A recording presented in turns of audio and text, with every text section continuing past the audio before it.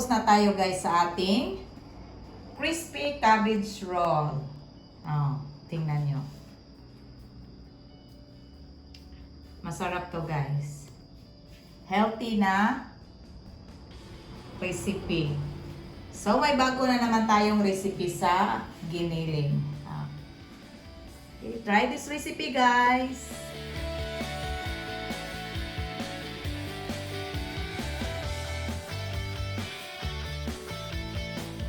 Gagawa tayo guys ng cabbage roll.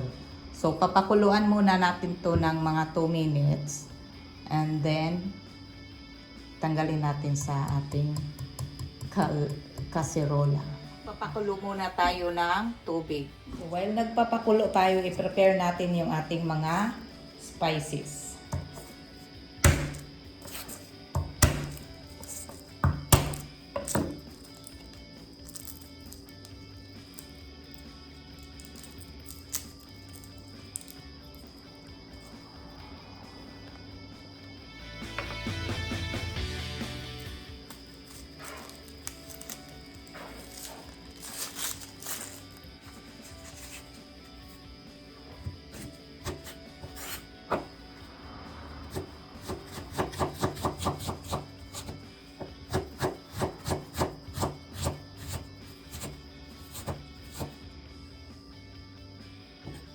So, kumulo na guys, i-add natin ang ating cabbage.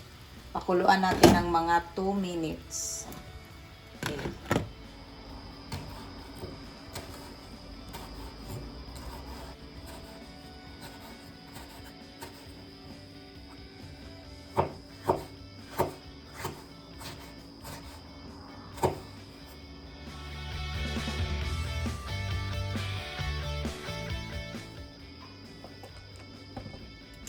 So, okay na guys. Tanggalin natin to dito sa tubig.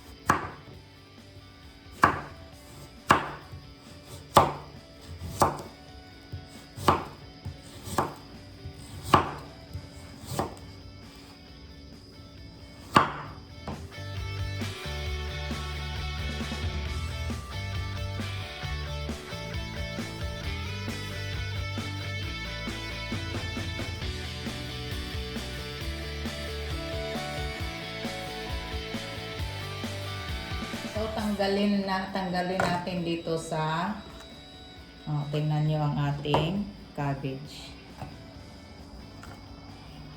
Okay.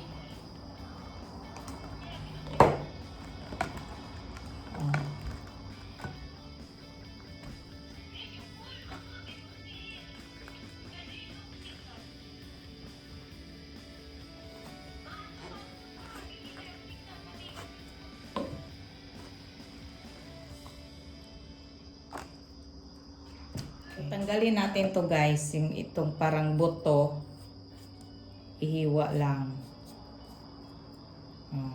Okay. Ganito lang. Okay.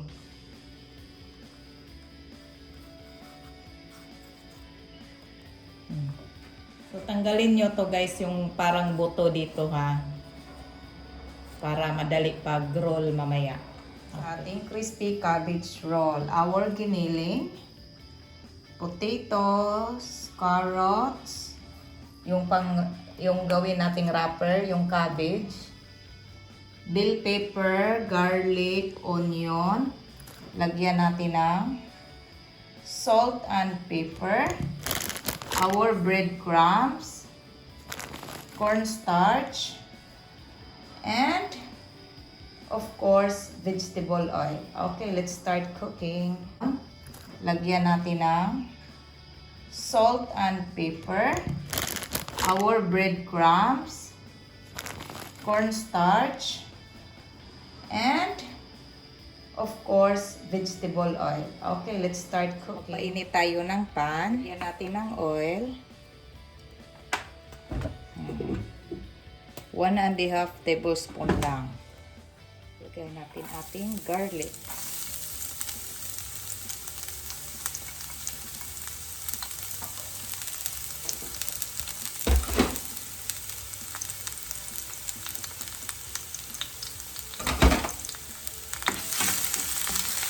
Onion.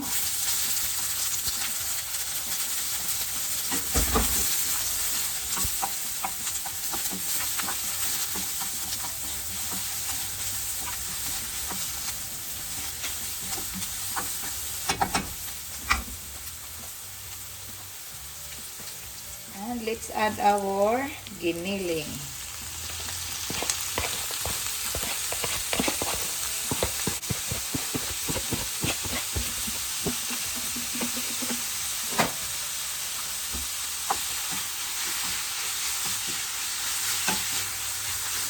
Lagyan natin to ng salt and pepper. Okay. Okay. Let's add our bell pepper.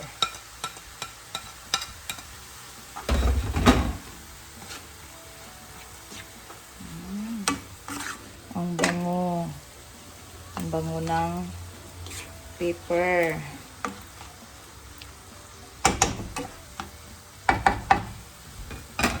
Lagyan natin to ng ating oyster sauce.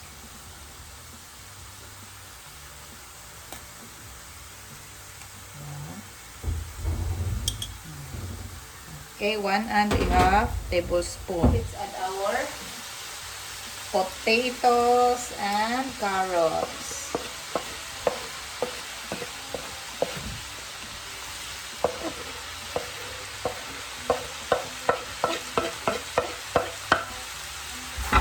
Okay, mix it well. And mix nyo then. So, we're done. Luto na to guys. Ready for wrapping. Lagyan natin ng pepper and salt ang ating cornstarch. And ang ating ding breadcrumbs, nilagyan din natin ng konti. Mix lang natin ng mabuti. And of course, our egg. Meron din. Igit lang natin ng mabuti para may timpla ang ating pang-breading. Okay. Ganito siya guys. Lagyan natin ng giniling.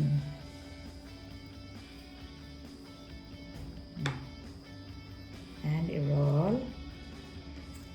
I-close. Dito din.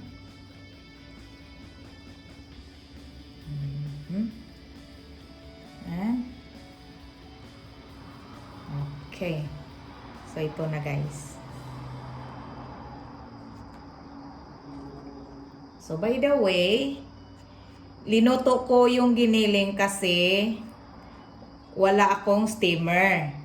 Kaya niluto ko. Pero kung may steamer naman kayo, wag na kayong pwede na hindi iluto. O, tingnan nyo kung paano mag-wrap.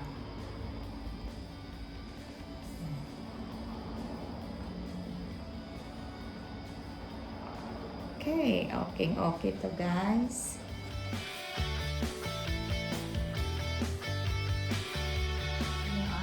cabbage roll.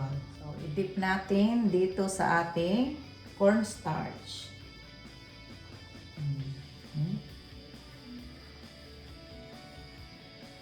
Isa-isang i-dip sa cornstarch. And then, pagkatapos ay dito na naman sa ating itlog. Okay.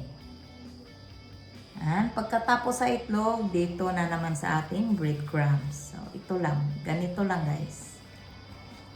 Simple na cabbage roll. Okay. Same process lang pag marami yung iluluto nyong ganito. Same process lang. Dip-dip lang. Okay, ganito lang. And make sure na yung kamay nyo is malinis.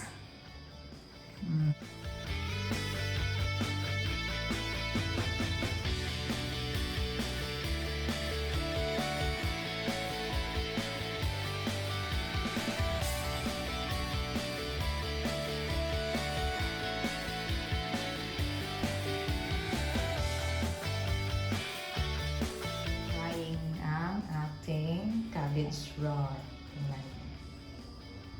Magpainit tayo ng pan and lagyan natin ng maraming mantika. Maraming mantika, guys. So, maglagay tayo ng ating cabbage roll.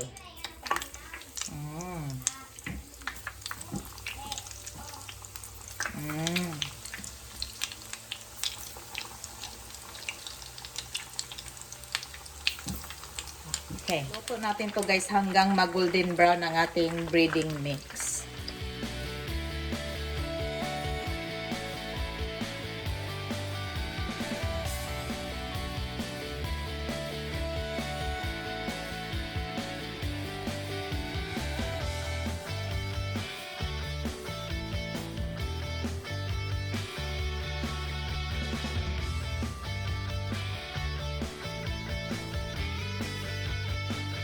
To, guys, okay na to, guys. Luto na to.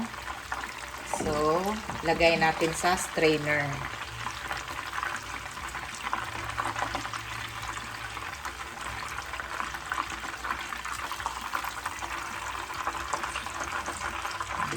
Okay.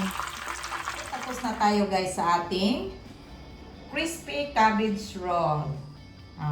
Tingnan nyo. Masarap to, guys.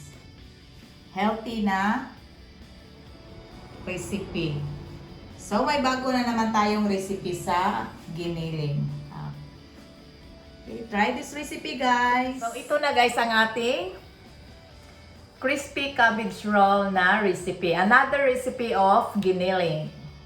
So, try this recipe, guys, and tikman natin.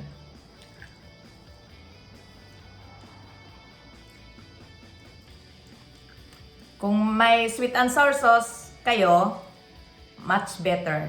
Kung ketchup, okay lang din. Aso.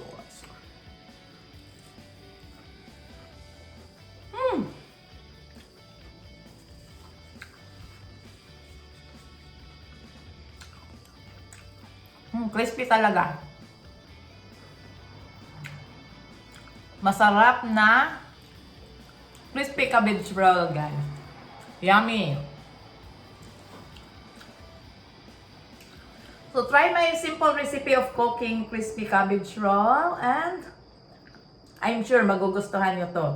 Pwede ihanda in any occasion. Pwede.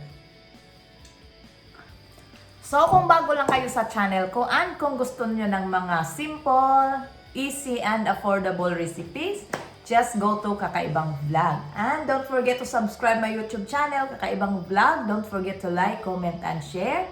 And please hit the notification bell para updated kayo sa ating next na video. Thank you sa mga subscribers diha. Sa mga subscribers ko, thank you. At sa hindi pa nakapag-subscribe, please subscribe. So God bless us all. Bye. See you on my next video. Bye.